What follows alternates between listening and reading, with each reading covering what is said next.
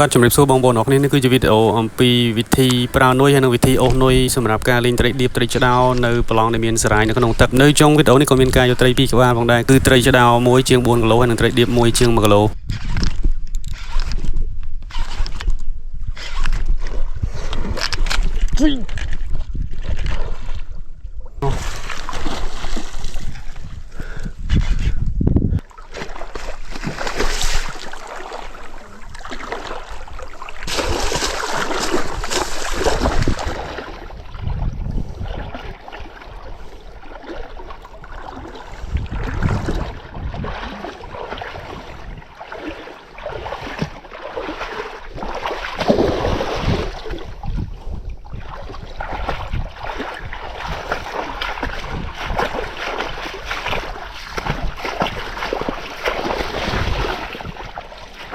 chỗ 4 này ngửa đây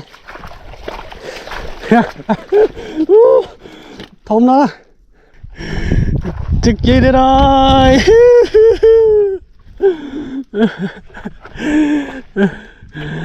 đang mà anh đo đây đo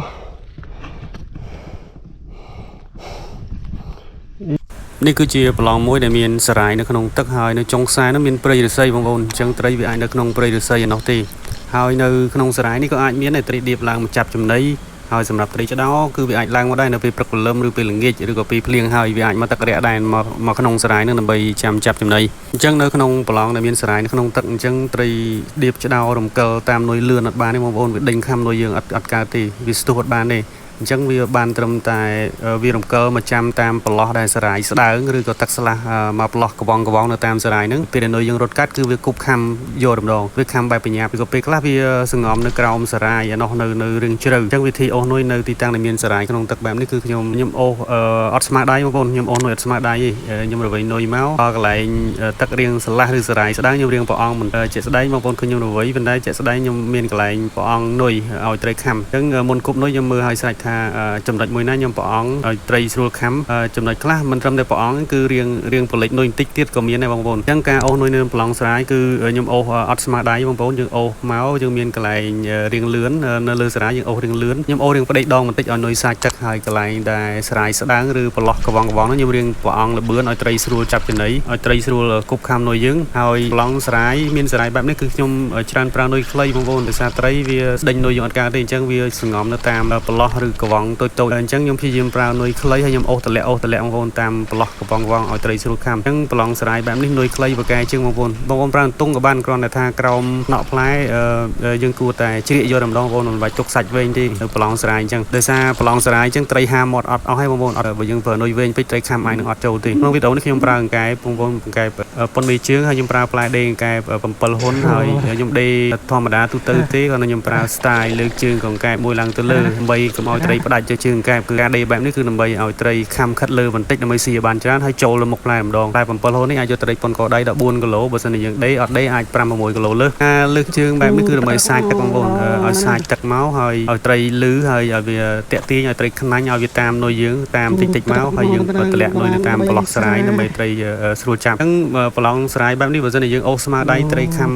ទោះបីវាខំកាយខំមិនក៏អត់ងាយចូលដល់មុខផ្លែទេបងប្អូនប្រឡងស្រ័យបែបហ្នឹងគឺខ្ញុំអូសតម្លាក់ហើយបើបងប្អូនប្រើអន្ទង់នៅបងប្អូនគួរតែជ្រៀកវាខ្លីទៅក្រោមថ្នាក់ផ្លែយើងទុកសាច់2ឆ្នាំងដៃហើយយើងជ្រៀកដោយកតុយមកដូចក្នុងរូបភាពដែលខ្ញុំដាក់ជូននេះប្រឡងស្ដុកឬប្រឡងស្រ័យអញ្ចឹងសម្រាប់ផ្លែវែងផ្លែអន្ទង់ខ្ញុំច្រើនប្រើផ្លែ9ហ៊ុនកន្លះបងប្អូន9ហ៊ុនកន្លះដើម្បីកុំឲ្យនុយយើងវែងពេកនិយាយរួមការលេងនៅប្រឡងស្ដុកប្រឡងមានស្រ័យអញ្ចឹងយើងប្រើនុយខ្លីបកែជាងនុយវែងបងប្អូនតតែយើងប្រើនុយត្រូវតាមទីតាំងជាក់ស្ដែងអញ្ចឹងទើបបកែបងប្អូនទើបត្រីខំទៅឆាប់ចូលហើយជាក់ស្ដែងបងប្អូនឃើញក្នុងវីដេអូនេះត្រីខំ2ខ្ញុំយកបានទាំង2អញ្ចឹងសង្ឃឹមនៅវីដេអូនេះអាចជួយបានមួយផ្នែកទៀតបច្ចេកទេសមួយទៀតសម្រាប់បងប្អូនដៃថ្មី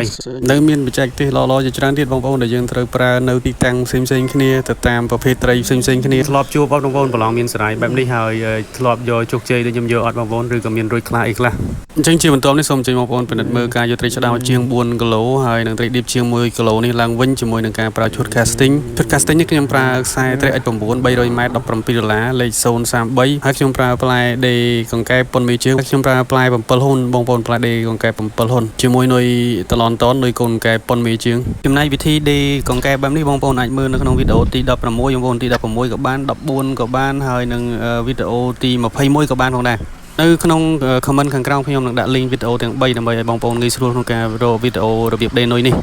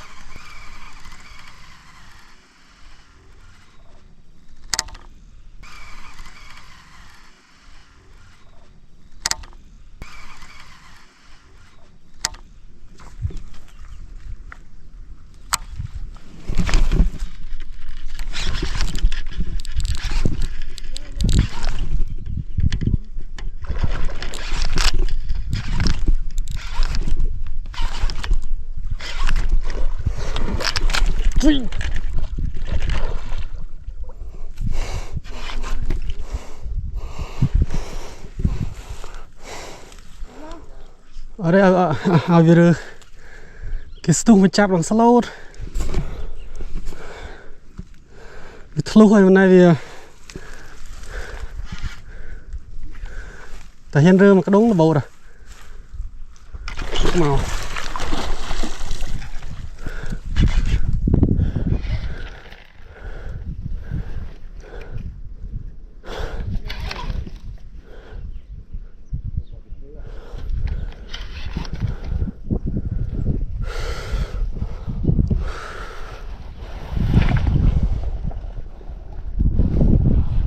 Trình làng cô ở miền Tây với nhé vậy này rồi đó là cô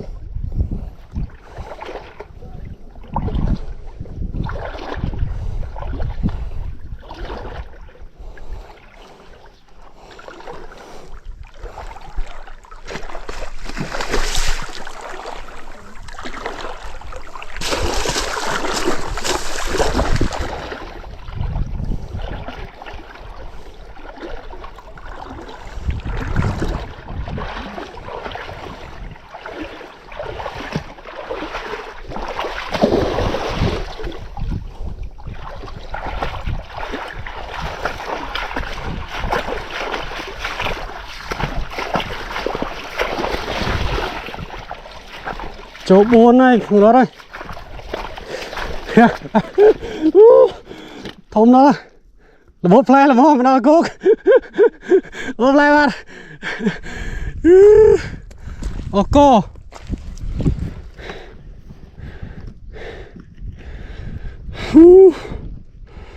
rồi tao mà sẽ chơi chơi đi đây trực chi đi rồi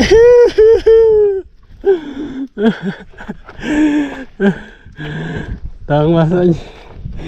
đo đây đo em không đâu ô đặt vào bầy mót thấy ní thọc cái vót ruồi bị muốn luôn đặt vào bầy mót mà chỉ hiếng phân nó nam chia vào nhỉ đong ba sợ chỗ đây bông vâng phải 4 lô thấy thông đo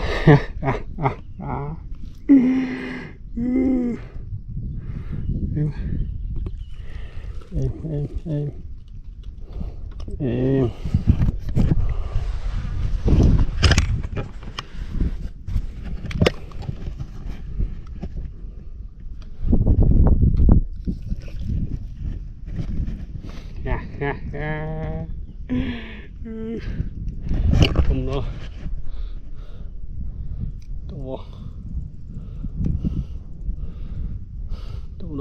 không nó không nó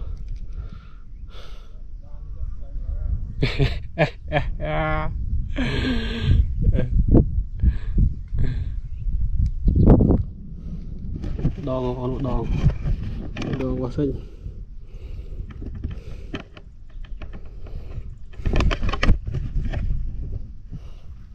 em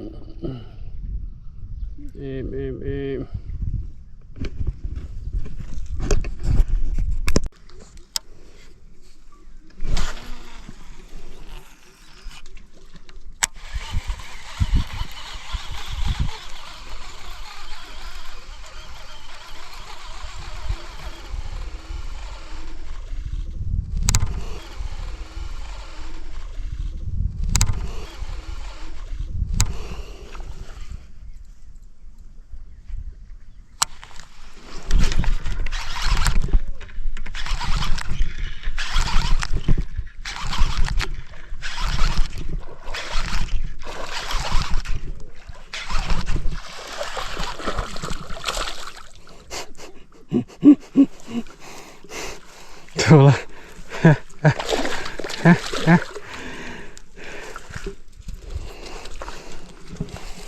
cái tu tắc mau đó nè tu tắc mau đang bán bay xa rồi bán mặc lẩu đây phải 7 khăm ôi em ha ha dạ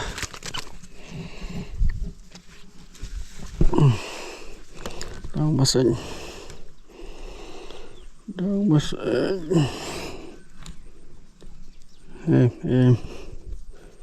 em ha ha ha